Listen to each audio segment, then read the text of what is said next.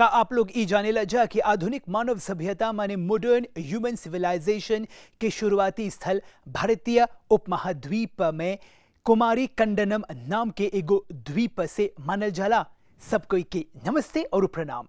ज्ञान विज्ञान कार्यक्रम में आप सब लोगन के शानदार स्वागत बाती। जी हाँ, आज हमनी बात करब जा एगो ऐसन महाद्वीप के बारे में जे हजारन बरिस के अगारीवे से डूब गल बाती। कुमारी कंडनम के पहचान कैसे करल गल? तमिल लिटरेचर में कुमारी कंडनम के जिक्र काहे होल बाती? भारत के रामेश्वरम इलाके में राम सेतु और कुमारी कंडनम के कौन संबंध बाते? तमिल साहित्य के लेखक लोगन के बगल से कौन विचार व्यक्त करल गल? आज यही विषय पर हमनी बात करब जा। ता आज हमनी गोता लगावब जा कुमारी कंडनम महाद्वीप के महासागर में। कुमारी कंडनम महाद्वीप हिंद महासागर में लगभग हजारन बरिस पहले से ही विलुप्त हो गए रहल। ई महाद्वीप के जूलॉजिस्ट फिलिप स्केटलर के बगल से लेमुरिया नाम देवल गए रहल। ऐसन भी बात सामने आल बाते कि इस सभ्यता के रावण के साम्राज्य से जुड़ल जात रहल। तमिल साहित्य में कई गो लेखक त ई भी बोले रहलन जा कि आधुनिक मानव सभ्यता के विकास अफ्रीका महाद्वीप में न होके हिंद महासागर में स्थित कुमारी कंडनम नाम के एगो द्वीप में हो रहल। एकरा कुमारी नाडु भी बोलल जात रहल।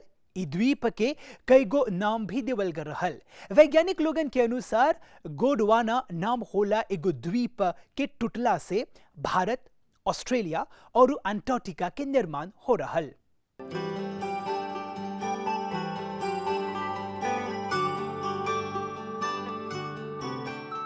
दूसर का शताब्दी में शीला पट्टिकारम जे तमिल लिटरेचर के 5 गो महाकाव्य में से एक बाती। ई ग्रंथ के अनुसार कुमारी कंडनम पांड्या साम्राज्य के रहल। ई में दुगो नदी भी रहल जेकर नाम रहल फिलौरी और कुमारी। भगवत पुराण में भी मैयन तमिल साधु के जिक्र हो रहल जे ऐतेयाम नाम के एगो पुस्तक लिख ले रहलन। ई में संगम युग के बारे में भी बोलल गल बाती जे बड़का बड़का कथावाचक और राजा के बैठक रहल। हये ओकर मतलब रहल संगम माने मीटिंग। ई पुरनका ग्रंथ में कुमारी कंडनम नहीं रहल बकिर तमिल पांड्या राज्य बोलल जात रहल। 15वीं शताब्दी में लिखल कंद पुराण जे स्कंद पुराणवे के तमिल वर्जन हवन जेकर नाम कुमारी नट्टू भी बोलल जात रहल। हवे राज्य में परातन नाम होला एगो राजा रहल जेकर बेटी के नाम रहल कुमारी। ओ राज्य में बहे होला नदी के नाम भी कुमारी रहल। पुरनका तमिल कवि और आचार्य आदि या कुन्नलर ई बोलले रहलन कि ई महाद्वीप 700 कवत्तम के रहल। 15वीं शताब्दी में लिखल कनक्काटिकारम एगो कवत्तम के मतलब रहल 10.0 किलोमीटर माने ई आइलैंड 7041 किलोमीटर बड़का रहल। तमिल इतिहासकार के बगल से भी कुमारी कंडनम जैसन लॉस्ट सिटी पर अपन रिसर्च शुरू करलन। तमिल साहित्य के अनुसार पांड्या के कई गो राजा 11,000 बरिस ले हौजा पर राज्य कर ले रहलन जा। हिया परी पहला संगम कुमारी कंडनम के राजधानी मदुरई में रहल जे 9000 बीसी में हो रहल। अब वास्तव में ई भारत के आज के बखत के मदुरई शहर नहीं है। कुमारी कंडनम के लगभग 50 हिस्सा में बांटल गल रहल जहां पर 7 गो हिस्सा मदुरई में रहल। ई बोला जाला कि 4449 कवि ई मीटिंग माने संगम में भाग ले ले रहलन जा जेमे शिव, कुबेर और मुरुगन भी शामिल रहल। एक संगम 4440 के रहल जे बहुत खास मानल जात रहल। ई दौरान 89 पांड्या राजा अपन राज्य करलन। ई सब जानकारी तमिल साहित्य के अलावा भगवत पुराण, स्कंद पुराण, मत्स्य पुराण और गरुड़ पुराण में भी मिल जाए। ई भी बोलल जाला कि ई महाद्वीप में मेरू नाम के एगो पहाड़ भी रहल जेमे से 3 गो नदी बहत रहल। हौजा परी गोल्ड माइनिंग अंश भी रहल और हौजा परी पांड्या राजा चीन से मजदूर लानत हलन जा। मौर्य साम्राज्य के दौरान जितना जुन जुन घटना हो रहल कमलेश त्रिपाठी अपन पुस्तक इंडिका में लिखले रहलन, जे श्रीलंका के बारे में भी जिक्र होल बाते। ई में बतावल गल बाते कि भारत और श्रीलंका के बीच एगो नदी बहत रहल जेकर नाम रहल पुरुनई नदी। आज के बखत में एकरा थमिरा बरानी भी बुलल जाला। इंडियन इंस्टीट्यूट ऑफ ओशियानोग्राफी में ई बात के जिक्र होल बाते कि भारत और श्रीलंका के बीच 15,000 बरिस पहले समुद्र के जल स्तर 100 मीटर नीचे वे रहल। उदाहरण के रूप में रामायण काल में बनल राम सेतु।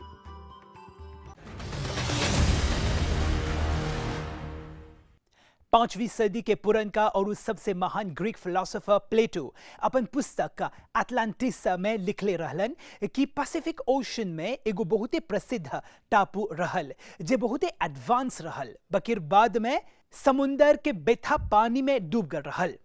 ऐसने वे भारत के तमिल लिटरेचर में भी एगो ऐसन महाद्वीप के उल्लेख होल बाते जेकर नाम हवन कुमारी कंडनम। और अगर तमिल लिटरेचर के दिग्गजा त सिल्लापट्टिकरम तमिल साहित्य के 5 गो महाकाव्य में से एक बाते।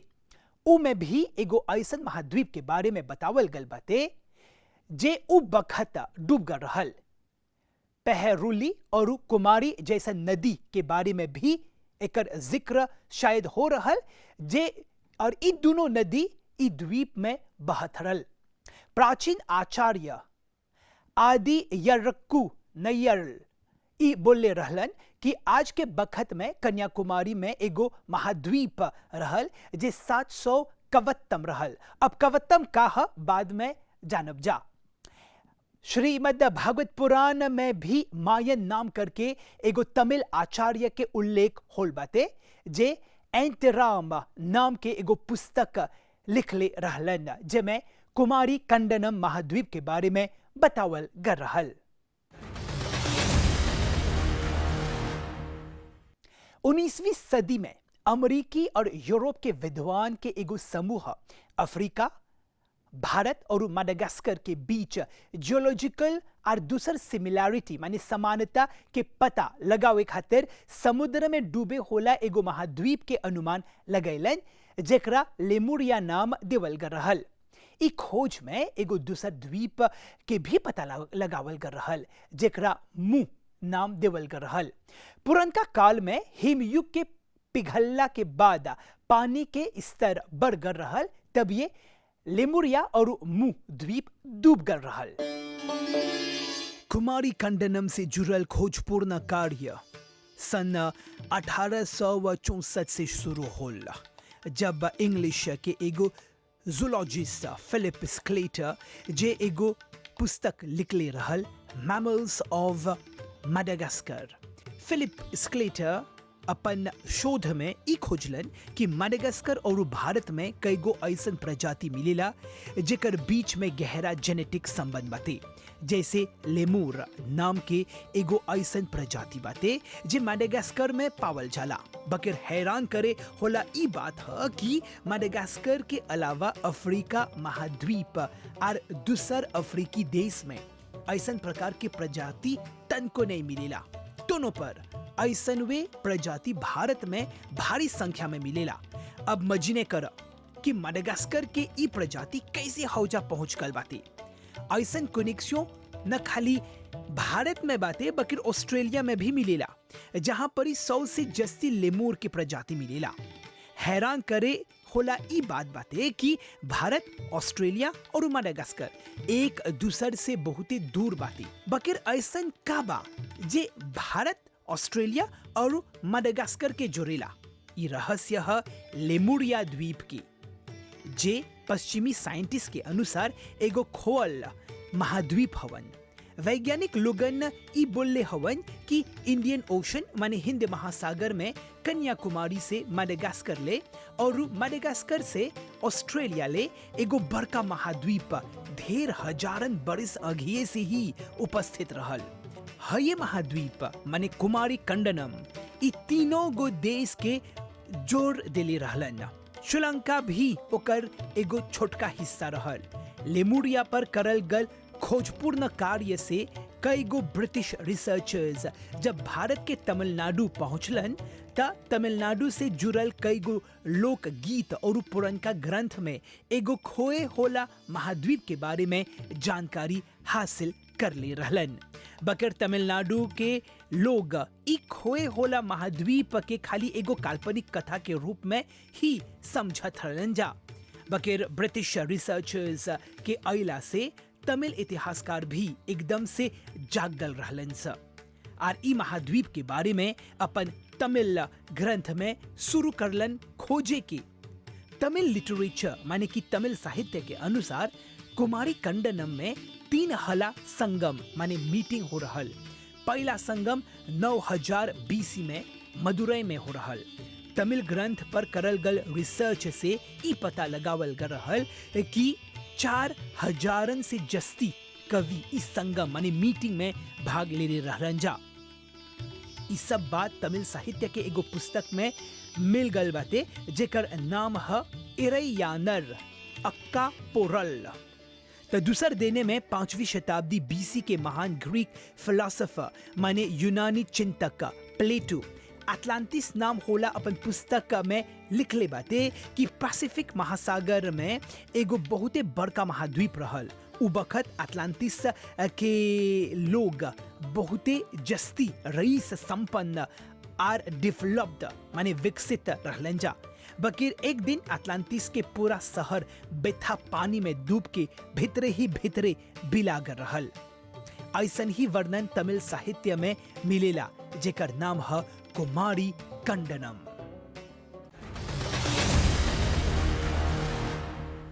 भारत के समुद्र विज्ञान विभाग के बगल से करल गल शोध से ई पता लगावल गल बाटे कि 15,000 बरिस के अघिए ही समुद्र के जल स्तर 100 मीटर नीचे रहल और 10,000 बरिस पहले लगभग 60 मीटर नीचे रहल। यही खातिर ई बात सामने आल बाटे कि उ बखत भारत के दक्षिण हिस्सा परी श्रीलंका से जोड़े होला एगो पुल के अस्तित्व रहल। बकिर जैसे जैसे समुद्र के जल स्तर बढ़ गल रहल उ पुल पानी में डूब गल रहल। ई पुल के अस्तित्व आज भी भारत के 18 मील के दूरी पर स्थित बाटे जेकरा आदम के पुल भी बोलल गल बाटे। ई पुल चूना पत्थर रेत गाट और छोटका छोटका कंकर और बलुआ पत्थर से मिलके बनावल गल।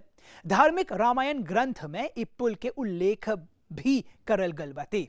स्कॉलर फिलिप स्क्लेटर अपन वैज्ञानिक शोध में ई बोले रहलन कि एक्सपेरिमेंट माने प्रयोग करे बखत में उनकरा वानर के अवशेष भी मिलल।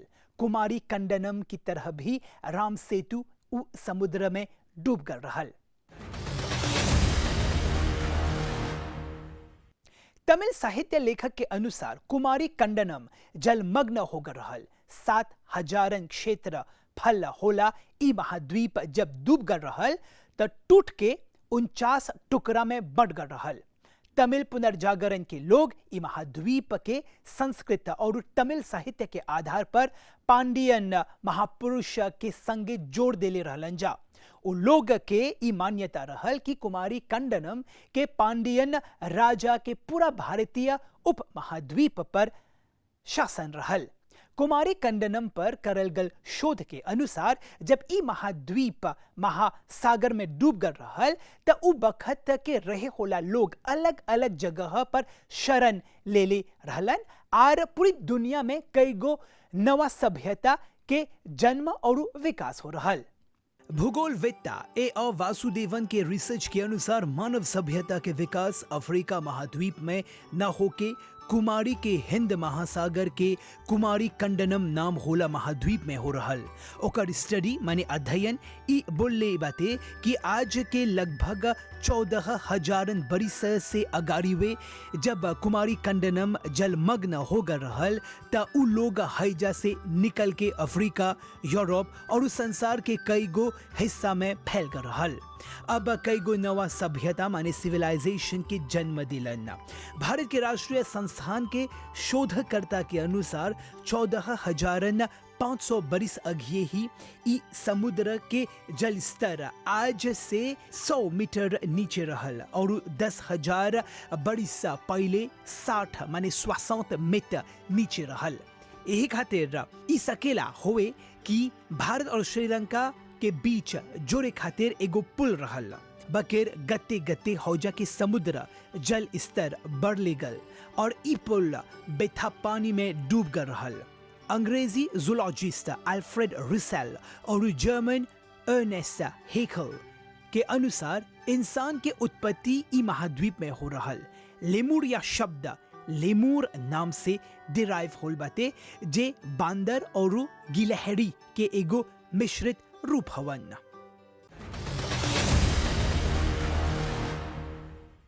ता आज कुमारी कंडनम जैसन डूबल महाद्वीप के बारे में ढेर चीज जाने के मौका मिलल बाटे।